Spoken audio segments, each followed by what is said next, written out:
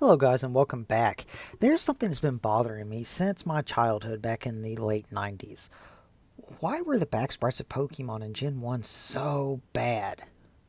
I've seen lots of videos breaking down the sprites, looking at how they've changed and evolved, but I've never heard of anyone explaining why the back sprites of Pokemon look nothing like the front sprites. We know that it's possible for the sprites to look better on the original hardware. Just look at Gen 2. The front sprites were completely updated as well as the back sprites, and they look pretty good. Well, I've came up with a hypothesis on this. And to explain my reasoning, we need to go back, way back to February 1996. In Japan, a new game was released. Actually, two new games, Pokemon Red and Pokemon Green. These games were thought to be good sellers when they first released, but by no means did anyone expect them to blow up into the national franchise that we have today. The games came out, a great idea, focused around role-playing game concept with a twist. Shortly after release, fans went crazy for this new game. It was apparent that some of the bugs needed to be addressed, and with that, some of the sprites as well. In October 1996, Pokemon Blue was released, which was an updated version of the Pokemon game with a few new sprites and bug fixes. After some more testing, the games were patched, repackaged as Red and Blue, replacing the original Green bundle with Blue, and released into other languages, the US being released in September of 1996. With the worldwide release of Red and Blue, Pokemon became an overnight success.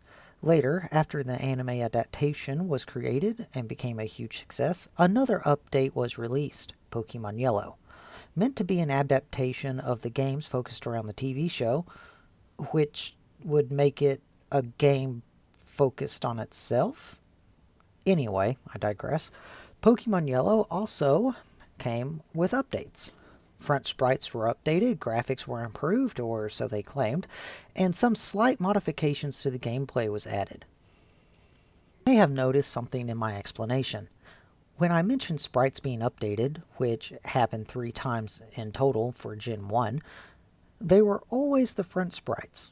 I noticed this first as a child. Red and Blue had different sprites than Yellow, but when the Pokemon were caught, the back sprites looked the same across all 3 games. Not only that, but some of the Pokemon looked way cooler from the front, and when you caught them or evolved them, well, eh. But why? And this is where my hypothesis comes in. I have a background in computer programming, which, believe it or not, is not the same thing as video game programming. However, it does give me a little bit of an insight. From my background in research, I have found that Pokemon went through several upgrades, and within the first generation, that is acceptable. You have to realize that in the 90s, the internet was not readily available. Few people had access to it, and basically no video games could connect to it. When you released a product, it was out there. If you needed to do an update, well, too bad. You were out of luck. You either had to come up with a totally new game, or you had to re-release the same game, just a different version, and hope that that version made it to stores within the time that you got the recall back in. But all that aside, certain scenarios leading to circumstances just couldn't happen in the testing process. You had to get the product out there into consumers' hands to test out the product. That's what was going on with Pokemon Red and Green. Look at Red and Green as a prototype or a test run. Had an idea, got it working, sent it out for testing the waters, and gathered feedback. When they got their feedback, they fixed some bugs, addressed a few of the concerns, and re-released it again as Red and Blue. Then they got more feedback, re-released it nationally across different languages, and then released a Pokemon Yellow edition. Within Gen 1, they fixed what they had to. Customers' complaints were met, bugs were fixed, and within every release, the games got a little bit better. But again, why not fix the back sprites? Well, it boils down to several things. 1. Game-breaking bugs were far more important to fix than aesthetics. 2. Time crunches were real, and programming for the Game Boy was pretty tough. In fact, there's lots of different videos out there that explain how tough programming for this video game system actually was. It was very difficult. And if you'd like to see any of those, I would suggest just doing a search for them because there's lots of them out there and they're really interesting. Number 3, the game was more ambitious than any other RPG of its time. It was, by far, the largest and most complicated game to come out on a portable device. Now, I know there's some of you that's probably screaming at the screen right now, going, Chrono Trigger was so much better and more complicated. Yes, but Chrono Trigger came out on the Super Nintendo, which was a far more robust system than the Game Boy. The Game Boy was outdated when it was first released. The Super Nintendo was above and beyond anything else that had ever been released before. Which leads me to number 4. People in the 90s were not as critical as people today.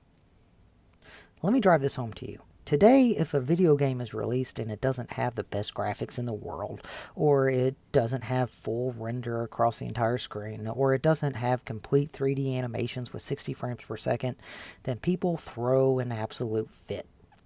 If any one of those examples, or countless more, are not met, the game is terrible. In the 90s, this wasn't the case. Was the NES perfect? No, but it could stand up to a kid kicking it if the stupid Koopa walked the wrong way. Did it have amazing graphics? No, most arcades had better graphics than it. Were the games easy, as most people claim? Oh, no. Heck no. Play through the original Mario on an NES, on an original NES. Guess what? There's no save features. When you lose a life, it meant something. If you lost all of your lives, you had to start over from the beginning. Those games are far more difficult than games we have today. Over the years, people have forgotten that games are not something that has to be perfect or pretty. Games are not made by computers. Games are made by people. Real life, breathing, actual people. Games are from imaginations. They don't have to be perfect to be fun. But let's dive back into Pokemon. We have learned that there was a total of 4 different releases with 3 major updates. Of these, front sprites were changed with each one. Each time the sprites changed, the games kind of played a pass it on type of scenario, where every rendition either added details or forgot some details. But if you remember, the back sprites of red, blue, and yellow in the US are all the same. This led me to do some digging. I researched the original releases, Pokemon Red and Green, and watched footage of these games. Surprisingly, the sprites, while very wonky and disturbing, look like they actually belonged. They didn't seem out of place, and it didn't seem odd. Why? I then realized the back sprites were the same as the front sprites in Pokemon Green. They matched. They are the same sprite designs. The back sprites of Pokemon Green are designed for the front sprites. Let's look at these images for comparison. Which one of these sprites match the back sprite? What about this one? Or this one? Would you be surprised if I told you that all of the back sprites you have seen so far in this video were actually pulled from Pokemon Yellow and not Pokemon Green? In fact, here's the same back sprites pulled from all 3 games. Notice a difference? Well, you won't, because they're all the same. Over the alteration of the games, the back sprites stayed the same as the front sprites changed. This is fine for some Pokemon, as they did not go through drastic alterations, but others just look off in the final product. We now know where the back sprites came from. We understand why the front sprites changed. Why didn't the back sprites change when the front sprites changed? Well, from this point on in the video, it is purely speculation. I would assume that this is from my own experience as a software programmer. The Pokemon back sprites were never an issue for people. Why fix what isn't broken? The front sprites, those are the ones people see more than the others.